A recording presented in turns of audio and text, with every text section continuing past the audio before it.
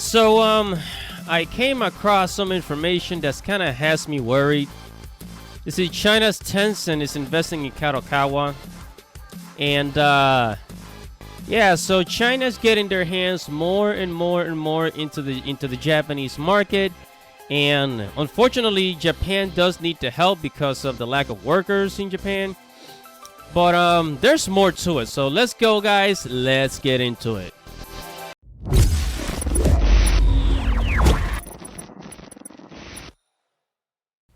Hello guys, don't forget to like this video, don't forget to subscribe, and hit that little bell right there so that you can get notifications every time I upload a video. Okay? Enjoy. What is up, guys? It's your boy Andy Matrix. Welcome to welcome to Andy Matrix TV. I talk about anime, manga, video games, geek culture, Japanese culture. And so let's talk about anime. Let's talk about anime. China's Tencent invests in Kadokawa. Will co-finance animation and development of Japanese IP, right? Okay, so in case you forgot who Kadokawa is, remember back in the summer of 2021? Back in the summer of 2021, the president of Kadokawa, he was approving the censorship of manga, for Western audiences. And a lot of people, there was a huge backlash, right? There was a huge backlash. And then the Kadokawa company cut his salary. Yeah, not only did they cut his salary, but then they told him to apologize. They forced him to apologize, thank God. Oh man, I love the Japanese.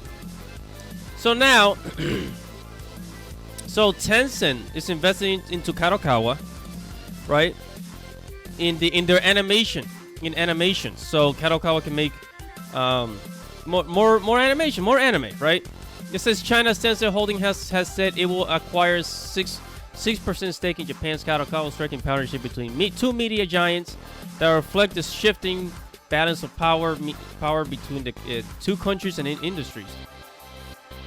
You know the thing about Tencent has their hands in a lot of things. Tencent owns, they have stake in Activision Blizzard. They have stake in a lot of gaming companies all over the world. They invest into everything that has to do with video games, movie, media. They put their money in there, to get money back.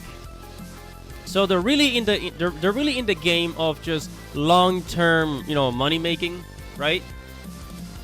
And so now Tencent, he said they're buying 4 million shares for 30 billion yen, which is about $265 million. I said via Hong Kong base subsidiary 6Joy, it will become Kadokawa's third largest shareholder. The transaction is expected to be closed between November 15 and 26.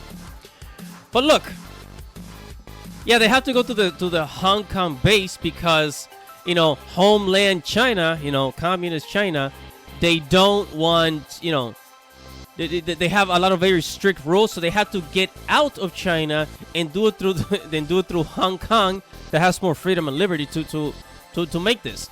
So really, China, they're doing all this investment, but they're not bringing it to China. They're bringing it to the rest of the world, to America, to Europe, to Japan, to other parts of Asia. That's what they're doing. So Kadokawa states that the company will jointly invest in Kadokawa animation titles and jointly work in adaptation of those titles and big impetus for the ideals society developed to spread Kadokawa's vast library. Yeah, so basically to expand Kadokawa's, library of books, anime, video games, and so on. But here's what worries me. It's like, yeah, it's only 6% stake, but it won't be long because, the population in Japan is decreasing. The workforce is, the young workforce, they're just freaking lazy.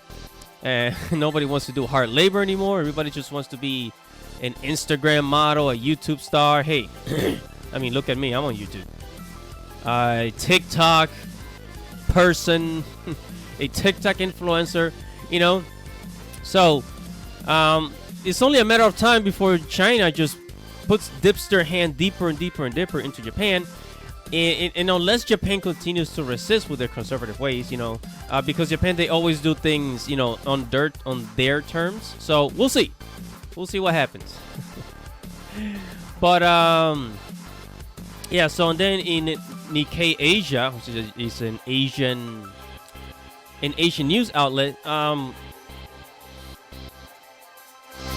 know, it says the same thing. It said Tencent's investment in Rakuten raised eyebrows among some in Japan's government, which revised its foreign investment laws last year to lower the minimum stake at which pre-screening is required to 1%, 10% for strategic industry, but the law has exemptions such as portfolio investment that do not seek full representation. So Kadokawa said it has confirmed with Tencent. Yeah. So Japan, what Japan does, they limit the amount of investment that other companies from around the world can make into their own, into Japanese companies. You know, so that the Japanese will have the majority of power. But years from now, I mean, I'm telling you, that's going to change with the way the workforce is in Japan. They're gonna bring in more workers. You know, the Japanese government is already doing that. They're bringing in more workers, you know, to fill in those gaps that you know the Japanese people don't want to fill in. So yeah, it's only a matter of time. So I am not I am not optimistic about this at all. You know, we all know the situation in China, where China is banned, you know, just banned video games, you know, from young people. So that means that young people under the age of 18 are not allowed to play video games only for 3 hours per week. Which is really nothing. 3 hours per week is shit, bro. It's shit. You can't even get past the first level, you know, in 3 hours.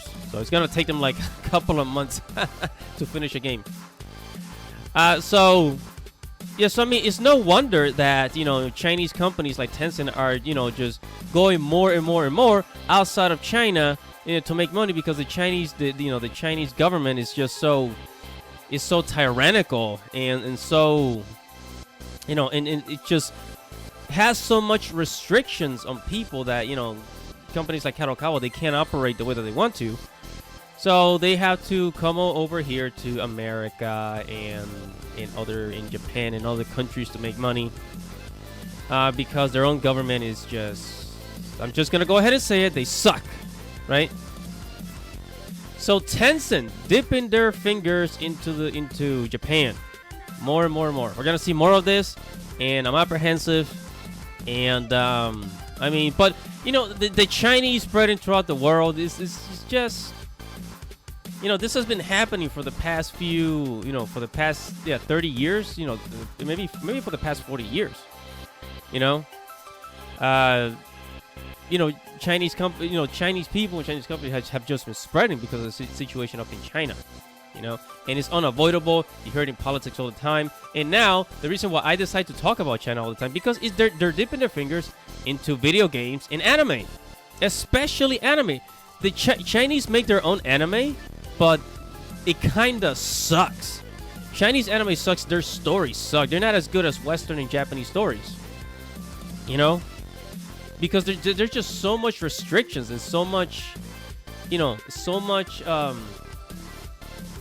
the government has such a clutch, you know, so many restrictions that all these companies, you know, have to follow, and it hinders their creativity.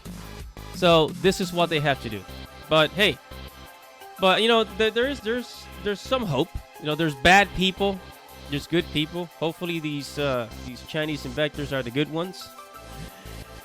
Let's just wait and see. This is Andy Matrix. Subscribe to the channel, like the video, and comment below, guys. What is up, everybody? Thank you for watching the video. Make sure to subscribe to the channel so you can receive future notifications. Check out the blog at andyrtv.com. Follow me on Twitter. If you like this video, make sure to give it a thumbs up and leave your thoughts or anything you want to say right below this video in the comments below. This is Andy Matrix. Thank you for watching. Godspeed, everybody. Godspeed.